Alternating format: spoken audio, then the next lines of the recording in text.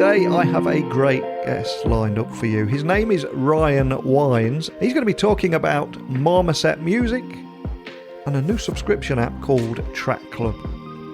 But more than anything, I want to learn more about the brief history of Marmoset, from a bootstrapped startup to industry-leading tech-powered music licensing company, and their journey, which includes aspiring to be the Patagonia of music licensing and bringing some much-needed transparency into the music industry. And also explore the future of licensing, where the music industry is heading, and what Track Club and MixLab are offering to the creator economy and how it's empowering them.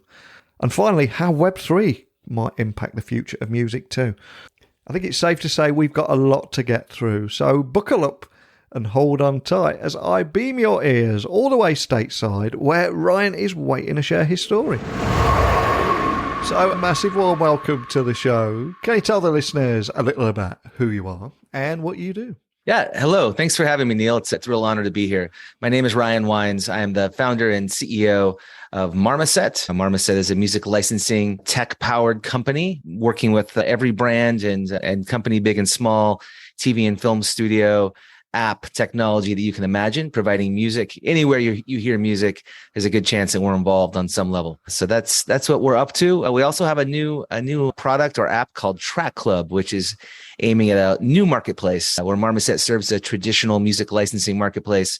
Track Club is serving the creator economy. And so the creator economy, YouTubers, TikTokers, Instagrammers, podcasters, anyone and everyone who basically has a microphone and a computer of some kind to broadcast out to the world. That's the creator economy. And we're excited for our new Track Club product and app to get music licensing out to the masses there too. Awesome. And I'm looking forward to digging a little bit deeper on Marmoset and Track Club. But before we do, I want to take you back in time. I mean, can you remember where your passion for tech came from, and also how that tech and music and both those worlds collided for you? Can you remember that? Or should I say, what's your origin story? Sure. Well, if I'm going way back, we'll start with music. In college, I went to a small university in Southern Oregon called Southern Oregon University, where I was a college radio DJ. I was going to business school and dabbling in things like political science and psychology and sociology, but really had a lot of fun at the college radio station there. And that was my first foray into music. Fast forward, a music fan, DJing kind of informally for friends at parties and things like that. And then eventually, started dabbling a little bit with making some, I'd say, crude electronic music of my own. Nothing I would be too eager to share publicly, but it was fun, and it's all part of the story. Eventually, with Marmoset, my entry point was first managing some bands. So I had some friends who had more serious musical inclinations than myself and much more talented. And so I helped them, wanting to be right in the middle of music as much as I could. So managing some bands, eventually cross paths with a bigger band at the time called the Dandy Warhols. Wow, I believe they made a little bit of a splash across the pond as well. Yeah. And really enjoyed working with them. Their brand is very much sex, drugs, and rock and roll in the psychedelic sense. And they were quite successful. I learned a fair amount there, worked in advertising. And eventually, after kind of poking around in all different areas of music licensing and music and bands and management and label management and having a small record label, I eventually focused in on having a music licensing agency. And, if we're going to fast forward to the tech piece, it's that the traditional music license business, or the traditional approach, is very analog. It's very human to human, person to person. Every transaction requires historically lots of phone calls and lots of emails and lots of back and forth paperwork and signatures, and quite the process. And I'd say what I've learned over time is, it's this word that you discuss a fair amount on some of your shows, is friction. Yeah. And how do we eliminate friction? How do we make life easier on people to do the work that they're doing? Because I think at some point, as much as people may enjoy work, we all do work, to serve another purpose, to serve our lives. And I think the easier we can create work, the easier we can make work on people, then we can spend more time on our lives and less time on our work. And so I think on some basic level, eliminating friction is that, and that's where technology plays such a strong role in anything, especially our neck of the woods in music licensing. But I would make an argument that technology at its best is making our lives easier and making them a little bit better. What a great story. And also washed down with a Dandy Warhols soundtrack. And I tell you, Every Day Should Be a Holiday is still a great tune, isn't it? That's right. That's right. Yeah. Yeah. Absolutely. Absolutely. And of course, as you said, that path led you to Marmoset. And I'm curious, you were managing bands, but can you tell me more about the story from a bootstrap startup to industry-leading tech-powered music licensing company? Feels like there's a big journey there, isn't there? It was a really big journey. So at the time, I did have a co-founder who started the business with me. We each put $200 into a bank account. Neither of us come from wealth or abundance, both small town boys from rural Oregon in the northwestern part of the United States. And he was more of a musician playing in bands. And you heard my history of managing bands and DJing. And so we just decided we would give it a go. And so by managing bands, I had built some relationships. So right out of the gate, we had probably a dozen or 24 artists that we could represent for music licensing. And my co-founder at the time, Brian, he was good at creating music and producing music whenever our clients wanted something original or something custom. And Brian and I are still friends. He's definitely the musician's musician, such as he does not enjoy running a business or being in the center of a ton of people. Would much more prefer to just be all alone in a recording studio. And so over time, he eventually diluted or pulled back more and more, and then eventually found a good place to exit. And we're still really good friends. Our families get together from time to time and really enjoy him. But all of that to say that it's an important part of the journey are all of those moments. And so starting out, bootstrapped, it was me working in a basement of a small house in Portland, Oregon.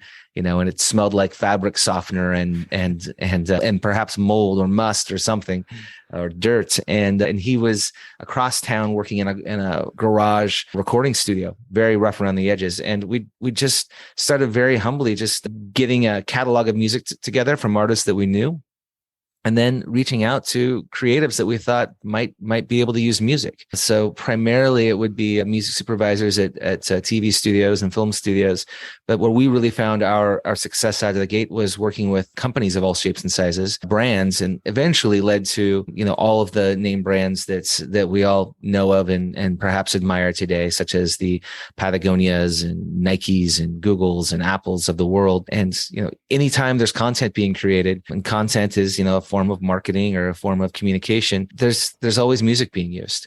And so as soon as we figured out there's always music being used and there was a need for what we had, we just kept running with it. So just kept reaching out to people and saying, hey, this is what we're up to. And it was an interesting time. It was back in coming out of the last, I'd say, recession back in 2009 and 2010. We didn't know a whole lot about what we were doing, but we're just really earnest about it. And I think there's something kind of special about being a startup, about being new, about having something to offer. And sometimes I call it the kind of puppy adoption story. Everybody likes a cute little puppy.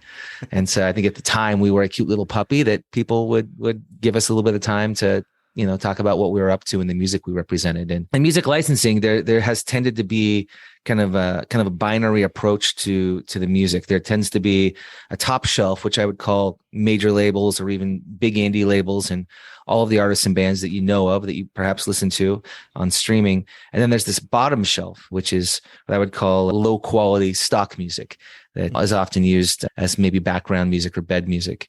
And where we really forged our way was presenting a middle option, music by real bands, real artists, which it's always odd to me to say the word real as if there were fake bands and fake artists out there, which is a weird wormhole we don't need to go down. But real artists and real bands, just like independents, not signed to major labels, but also making much better music than what we would call stock music. So we like to say there's nothing stock made when music is made with hearts and hands and with authenticity. And so we certainly don't refer to our music as stock music. And we also have another mantra as you get into music licensing, there's a lot of music licensing companies out there that have gigantic catalogs.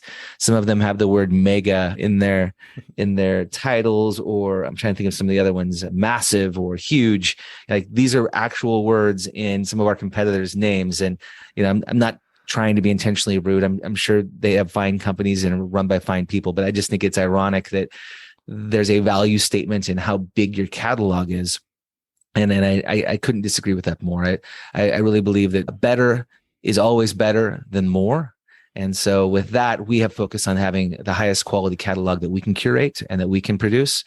And I think when you talk to, or I know when we talk to clients of all shapes and sizes in the marketplace, we consistently hear that we have better music, better artists. And that's one way we have worked hard to stand out and to kind of find or hedge our niche in the marketplace, is focusing on quality. If we look at there's so many albums and music now being created by artificial intelligence. So saying a real artist and a real band is not as unusual as maybe it once was. And of course, the industry has changed so much in the last 20 years. I'm curious, were you always on a mission to be the almost Patagonia of music licensing from the outset, or is that something that has evolved as you've gone along?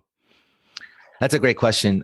And apparently you've done your homework, because we do aim to be the Patagonia of our space. That's very important to us. That's our, as Jim Collins calls it, the BHAG, the big, hairy, audacious goal that we hope to reach between now and 10 years from now. But the short answer is no. When we started out, we were, again, $200 into a bank account, a couple of small town guys, we were just trying to find something to do with our time, and maybe eke out some kind of really modest living out of our basements. And so, maybe 5 or 6 years in, and for perspective, we're about 12 years in today. So about halfway into our story, it became clear that we were successful, that we had made it, that we were growing fast. And, if we didn't believe it, we were winning awards for fastest growing company and Inc. 500 and all kinds of things that were really surprising to us. And so at some point we realized, wow, this is working, and it's not going away, and it's not fake. And, you have imposter syndrome, as a new startup entrepreneur. And I think as soon as we figured out that this was real and it was going to work, and we were employing creating jobs within the company, and also, supporting artists with the income that we were able to create from music licensing, it occurred to us that this was bigger than us, and that it was real and tangible. And so at that point, about halfway in, we kind of stepped back and said, well, what are we doing, and why are we doing this? And it was at that moment that, it was clear to us that community was at the core. And so our purpose, or as some companies call the mission statement, is to be community. And that's supported by, core values and things. But I think how it really plays out and looks is we value transparency, and we believe that every company has an opportunity to pull back the veil and to be real, and to really show the details, the dark corners, the good, the bad, and the ugly, not in an effort to showboat or to brag or to be so overly self-disparaging, but really as an opportunity just to benchmark where you're at and where you're going, and how can we all work on ourselves to be better contributors to our communities and to the greater good of the world. So transparency, we do an annual transparency report where we basically try to put anything in there that anyone might want to know about us that would be important. And again, it's not all sunshine and rainbows. There's some challenging things in there that really force us to look in the mirror and get strategic about how do we want to improve ourselves. How do we want to improve our community, and what do we need to do to get better? We also give 10% back to community nonprofit organizations. So of 10% of our profit go to nonprofits and community partners for things like social justice, for things like houselessness, for things like access to education, and for things like supporting the arts. It's very important to us that we're not driven by a bottom line profit, but we're actually, when we're driven by financials, we are driven by the opportunity to share more and give more and amplify others. And so in that, in 2020, let's see, what's our last year? We closed 2021. We gave more than $100,000 into community orgs.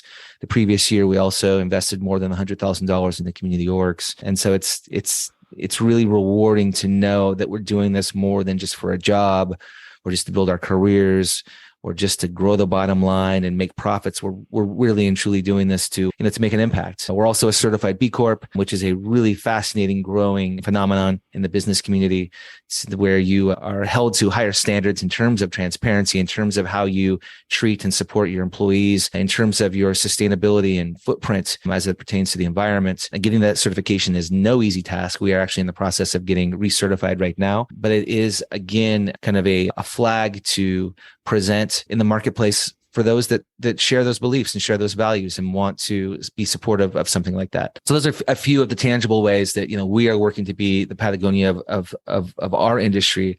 Very specifically, our long-term vision is to be the positive disruptor of our industry. And we don't look at our industry as being the music industry. That's an easy trap to fall into. But, quite honestly, we are at the intersection of perhaps 3 or more industries, being music, technology, of course, and media and content. And so at that intersection, our long-term goal is to be the positive disruptor, leading the way in 3 specific areas. One being community impact, another being creating and curating the highest quality music in the marketplace, and third, fighting for equity in everything we do. So we can level the playing field, remove roadblocks and gatekeepers, so that access, to opportunity, access to jobs, access to music, access to all of the things that are at that intersection of technology and music and content can be there for everyone, regardless of where you come from, what your story is, what perhaps you look like, or who you are. So yeah, in short, I know it's a lot to remember. So in short, we very, our shorthand is we want to be the Patagonias of our industry, and it's really important to us. And I'd say if you talk to most of our staff, the artists we work with and represent, and most of our clients, that's what brings us all together. And that's certainly why I get up out of bed every morning. That's what motivates me. And it's so refreshing to hear that, because I think when most people hear about the music industry, transparency is not a word that they think of. If you go back 30 years, you've got everyone from George Michael to Prince and the struggles that they went, and as artists felt that they were restricted and milk dry. And then as the world has progressed, I think artists almost demand that transparency now, and not signing away their rights right from the very beginning. And that's right. And I think it was about 10 years ago, Katie Tunstall over here in the UK, she was somewhat ahead of her time. And to make her album carbon neutral, she planted X amount of trees upon the album's release. So do you think there's a real movement now? And why do you think transparency is so important in the industry now more than ever? Yeah, it's a great question. I think there's a lot of reasons. I don't know if there's a singular smoking gun, but there are plenty of reasons. One is, to your point, what you just described, historically, the music industry, and we can get into the entertainment industry and media industries, like they've been absolutely deplorable in terms of ethics, in terms of what's going on behind the scenes, and in terms of, who succeeds and who doesn't. And so, the only way to really get at that topic and to make some progress is to pull back the veil and to look behind the curtain and to ask, like, okay, so how is this really working? And so, we're the first, in those industries to issue an annual transparency report. I will say I am very, very excited to see that some are joining us. And this is something that only gets better as more people come to the table. One of our big competitors in the creator music licensing space, Epidemic Sound, based out of Stockholm, Sweden, which has their own set of values, and you can say what you want about them, but they also put out kind of a parallel, very similar to a transparency report, I think, called a sustainability report. And they're much bigger than us, where we have about 50 full-time employees. I think they have 500 or 600. And from a revenue standpoint, it's very public that they had a huge investment a couple of years ago at like a $4 billion valuation. So let's just say, we're a cute little company over here in Portland, Oregon, working to do big things. And they're kind of on the other end of the spectrum. And to see people from both ends of the spectrum able to make an impact and say, we care about our communities, we care about matters of equity, we care about matters of sustainability and inclusivity. And all of these topics are actually very different topics, but all very, very important topics. And so it's going to take leadership on many levels. I keep waiting and hoping, major label publishers to come to the table, for more tech companies to come to the table and really champion equity, not just in a marketing way, not just in a way that, looks good on an Instagram or on a podcast commercial, but in a way where you can pull back, again, the curtain and look into the actual data of the company, look into the representation, not just in staff, what is the diversity or gender diversity of your staff, but where is the gender diversity and where is the diversity of your staff in the areas that really matter, such as your highest paid role, such as your C-suite role, such as your most perhaps creative and highly sought after roles. What does it look like there? And not only what does it look like, but what is the long-term retention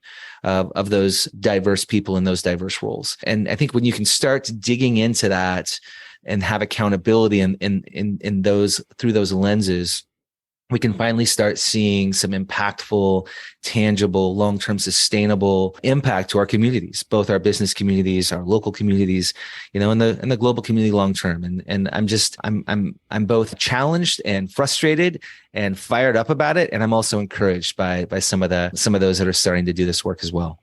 And I think you hit the nail on the head with the word accountability now. And I think for the most part, I think brands are beginning to become afraid of actually being called out for that bad behavior as well. Because we're seeing with greenwashing at the moment, a brand their reputation can be tarnished straight away. And also there's a lot of brands supporting, let's say, gay pride, and it's all over their branding where it's cool, but a country where it's not, then they quietly remove it from their branding. And quite rightly, they're getting called out for this kind of behavior now, aren't they? That's right. Yes. Yeah. And it's, I think, for better or worse, that's perhaps how the world works is, people get clear about their values, and then people start making decisions and choices. And on some level, that's where there's this power of consumer behavior that really can change nations. It can change people's communities, and ultimately, hopefully it changes the world. It really, really demands better practices, better behaviors, better values from the places where we consume and spend our resources and spend our money. So yeah, you're right. You're right on. It is a trend that is no doubt having a positive impact on our communities. And how do you see the future of licensing? Where do you think the industry is heading? Because you must be seeing a lot of different trends at the moment that you're monitoring closely. So where do you see it all heading? Sure. I think that is the question, for me and for my team at Marmoset. And that is, in fact, a catalyst for why we've launched Track Club. So, again, going back to the theme of friction, the traditional music licensing model has so much friction. I have a lot of friends that are content creators, perhaps working for brands and creating marketing and communications and branding. And a common complaint I hear is, why does everything have to be so hard? Why do we have to negotiate every time we want to use a video or use a song? Why is there a negotiation? Why are there emails? Why am I waiting, hours to hear back on a question? Like, it's just takes time. And I will say, some of this is being driven by things like, Prime instant delivery and all the subscription models we see, perhaps things like Disney Plus and all of the, Netflix and all of the streaming media apps. There's an expectation that things should happen instantaneously. And while I don't necessarily agree that that's an inherently good expectation to have, I think, there is some benefit of waiting and having some, what do you call that, delayed gratification. Yeah. I work on that with my 9-11-year-olds from time to time. And when they say, hey, can I have, and let's say that, can I have $10 for this thing I want to buy? It's something I've been trying out is, well, perhaps, but what if you waited another week or another month and I doubled that from $10 to $20? What do you think? And it's really, I think there's some real benefits of delayed gratification in at least from a psychology standpoint. But I digress. My dad vibes are coming in. Really, in music licensing, it's all about friction, and technology is the primary way to solve the friction. And so our new product, Track Club, where traditional music licensing revolves around or includes back and forth paperwork and contracts, negotiations, emails, phone calls, creative briefs, and lots of high touch person to person work. There is another way to do it, which is low friction, low touch. And it's not to say that one is necessarily good or bad. It's a matter of preference. There are certainly creative projects where you want high touch, you want collaboration, you want to be able to have long conversations and many communications, emails, phone calls, and resources being shared back and forth to get it right, or to really do an impactful piece of work. There is a place for that. And when you watch, all you have to do is watch, let's say your favorite film or your favorite show you've been streaming, perhaps from Netflix, and when that music hits, that somebody put a lot of time and thought into it and it was worth it. And so there are certainly plenty of reasons for that high touch, high collaboration experience. And there's plenty of opportunity for frictionless, easy, grab and go experience with music. And so with our Track Club app, it is our subscription app, a la Disney Plus, Netflix, where you pay a monthly or an annual subscription and you have access to all the music that you want to use for for, your podcast or your TikTok campaign, or for, if you're a YouTuber and you're an influencer and you have a regular show that, you're putting out content, you don't want the high touch experience. You want to be able to grab and go. It needs to be affordable. And so Track Club is that solution for the creator marketplace. And we're really excited about it. It launched in March. And already it's growing. When you start from zero, from a new product, it's easy to have growth, and it is growing. We're really excited about what it's doing. We just launched a referral program and a partnerships program, which is giving it even more of a burst and momentum behind it. And I'd say beyond that, doubling down on technology, we have some IP and some tech in there that we're the only ones that have it. And it's called MixLab. And so if you're a creator and you want to use a song, let's say in your YouTube video, and you find the song you're really excited about, let's say you find it on Track Club, you're really excited about the song, but for some reason it's got, some hi-hats or a drum or a busy guitar that just gets in the way a little bit. It's close, but not quite there. You can open up a feature within Track Club. It's called MixLab. And it basically shows you every stem group of the song, or if you're not musically inclined, let's just say every instrument or perhaps instrument group in the song. And then you have full controls to turn them up, turn them down, mute them, etc. So if the guitar, let's say, is too busy, and as you're talking on your YouTube video, because you're an influencer and you love the song, it supports as a bed or a background song, but the guitar is just too busy and gets in, it interferes with your voiceover. You could turn down that guitar or mute the guitar, or you could do the same, turn up the drums, whatever it is you want to do to make it exactly the song that works best for your content. And then as soon as you get it set just right in the app, right there on your screen, like as easy as can be, you can hit the download button, and then you download that custom song, that custom mix, and you can use it immediately. Wow. So that is a technology that has never been offered in mass before through a music licensing app or a music licensing offering that we're really excited about. And the early returns from our clients is it's an X factor. So we're really excited about that. Well, that sounds incredibly cool. I'm kind of interested myself there. So from a Track Club point of view, the question I've got to ask as somebody that would be potentially interested is, first of all, how much would that subscription cost me? And equally, what would happen, let's say I've got a track, mix that track and using it as a podcast intro or something, and 9 months down the line, something happens, I end up cancelling my subscription. Am I still able to use that track, or how does that work? Great questions. Great question. So whatever you use, whatever you create while you have your account, that's yours. That's yours. So so if you have an account, let's say for a year, and you make 100 videos, after that year, for whatever reason, you decide to not renew, or you take a break. Let's say you change careers. Yeah. All of your content can stay live, can stay up. We're not going to come out and police and ask you to take it down by any means. We just ask that, you have an active account while you're creating that content and using that music. And so, easy, again, low friction on that point. To your first question, what does it cost? We actually have a kind of a free test drive option for anybody that wants to try it out. We call it Test Drive, and you can preview Track Club without any commitment, without even entering a credit card.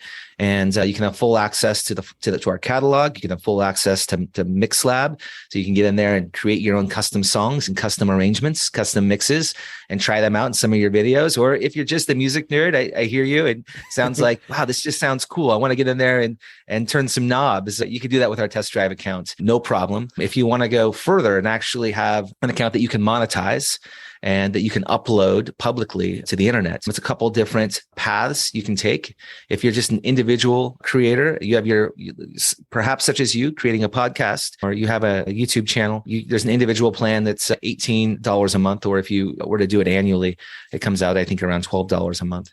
And then we have a business plan. So if you're a small business and you're creating content, for social or otherwise, for around I think it's $58 a month. Or if you go annually, it comes way down to, I think, $39 a month. You can have a business account.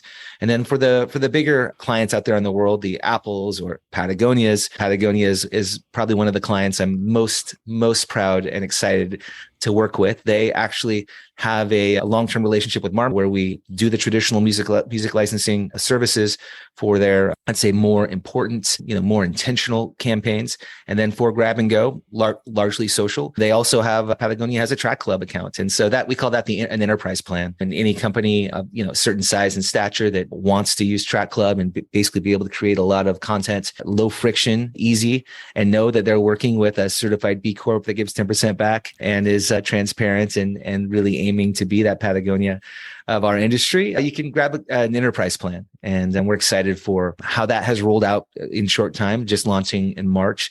And I'd say more than anything, what we're excited about is how many companies like Patagonia with a values alignment, people that actually care about the future of our planet, that are perhaps a little pissed off about all the forest fires, that are perhaps pissed off about matters involving George Floyd or Breonna Taylor, people who care about their communities, care about access to education, care about equity. Clients and brands that care about these things are already starting to use our enterprise plan. And it's been really exciting to be able to partner with them and just know that there's a deeper meaning involved. There's a values alignment, and that we're all working together as creative collaborators to make an impact on our communities, to make the world a better place. So it's been really exciting, and I'm thankful to have the opportunity just to talk about it.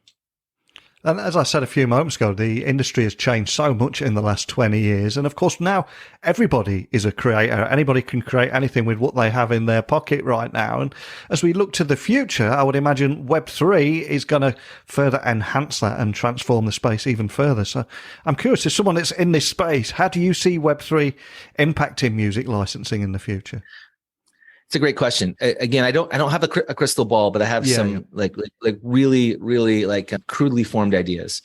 And my crudely formed ideas are going to be, as Web3 continues to evolve and progress, it's going to really give power back and leverage back to the creators. And it's creators on both sides. I would say it's the creators, again, your YouTubers and podcasters and TikTokers and Instagrammers, those creators, and the music creators. I could see a place where there are some marketplaces that look a little different than us, or our competitors, where perhaps, the artists, whoever is selling something, let's say they're selling music, they set the rules as far as, who can use what, who can buy what the price point would be, and et cetera. And this would all be contained in this digital contract that, through blockchain goes wherever, it needs to go. And I guess, as maybe opaque as that may sound, I think that the real impact those marketplaces will be more open source. The way I see it is, we have our Facebooks, we have our TikToks, we have our, I'm trying to think of some others. I'll say MySpace or Instagrams, where you need to, have an account and sign in, and then you are held in this walled community where all the activity, engagement, and content happens within that community. And these apps, Meta, Facebook, they're working really hard to keep you in those walled off communities. And they're, trying to sell you things. They're monetizing you. We are actually the products that they are selling. I think most of us know that by now. And where the opportunity with Web3 is, we won't be held captive any longer in these walled communities. I really believe where things are headed with Web3 is it's going to open things up to an open marketplace, whereas there will be perhaps technology providers like your Googles and Facebooks and others, TikToks, that are creating technology and creating perhaps a digital place where things happen, but it will be a lot more free and a lot more open for people to come and go. I think if we want to preview, we could look to some of the things happening, in the crypto community. I know that's probably a hot topic, for another time or another show, because it's been so volatile and there's been so many ups and downs lately.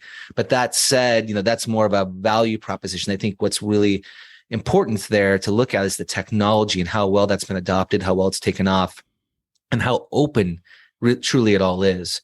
And so I think when we look at the future of music licensing and content as it pertains to Web3, I think we're going to see a lot more open communities, open opportunities, and a lot more leverage and empowerment going back to creators and away from the big conglomerate, big brother tech companies that are selling us as products. I think it will open up a lot more, and I'm really excited for that to happen. 100% with you on that. Now, we started the podcast today talking about your origin story, what put you on this path. But now, before you go, as we come full circle, I'm going to ask you to leave everyone listening with, as you're a music guy, a song that means something to you that we can add to our Spotify playlist. All I ask is that there was a bit of a story behind your choice. Guilty pleasures are allowed, but what are you going to add to our playlist? Sure. Well, I'm going to put this on you, Neil. You first. Oh, nah. Well, if you ask me that same question every single day, you'll get a completely different answer. But today, I'm going to go with Spinning Away, Brian Eno and John Cale. I think it's the closest you could get to putting art, a painting, on into music. It's a song I've been listening to a lot today, and it's just kind of captured me. Ask me tomorrow, it'll be a completely different song. But today, Spinning Away, John Cale and Brian Eno.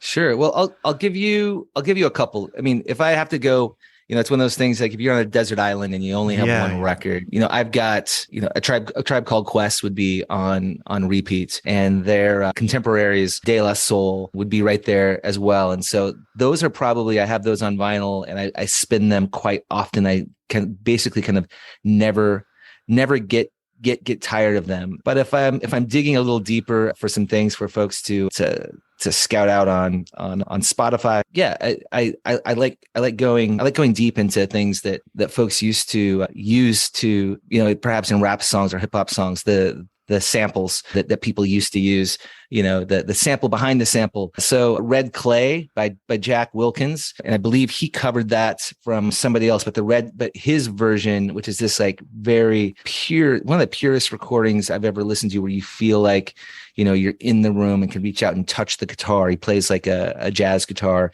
and there's this amazing drum solo in it. So say Red Clay by Jack Wilkins. If I were going to throw up a couple others, big fan of Hung Up on My Baby by Isaac Hayes. That's been sampled many, many times by people like Glass Candy, I think did it best. And then I guess I'm always a big Minnie Riperton fan. So that, Baby This Love I Have is probably one of my favorite all-time songs. But everything on that record, I don't know if you've seen it before, but it's got this turquoise background on the cover of the record, and Minnie Riperton is sitting in this plush kind of overstuffed chair, and she's just reaching over and has her hand on a lion. And that song has that record, it's called Adventures in Paradise, has so many gems in it, including Inside My Love and Baby This Love I Have. I could listen to that record all day, every day, and just kind of get lost in that late 70s vibe. Oh man, I absolutely love that. I've got to ask, your 11-year-old daughter, I think you said, are you educating her on the joys of album art and vinyl, etc.? And how welcoming is she to your music? I try. I try. I've got a very modest record player here, kind of close to my desk in my home office, that occasionally they'll come in here and ask if they can scratch on it. So I'll throw some records on that they can play, and I show them how to reverse and forward and change the pitch. Some, and we actually have 4 record players in our home. I have one out on the back patio, one in the front room, one in the basement, and one here in my office. And so always just trying to pepper it all around, so that whenever they might have, an inkling to dive in, they do. But she schools me. I mean, I heard about Olivia Rodrigo from her before I ever heard it anywhere else. And so she's certainly, forms her own opinions. I have a 9-year-old boy, and his favorite artist is a band called Money Cat, all one word, Munnycat, which is a phenomenal artist out of LA. And he knows all their songs by heart, and pulls them up he creates playlists on my phone and devices. And let me tell you, like, if you ever want to just pump up the energy in a room, throw some Money Cat on, and it'll get you every time. You do know, as soon as this podcast's over, I'm going to be throwing some Money Cat on right now. And kudos to you. Sounds like you've earned yourself some cool dad points there. So you're doing the right thing. But before I let you go, for anyone listening, just wanting to find out more about everything we've talked about today, from MixLab, Track Club, Marmoset music, what's the best starting point for everything?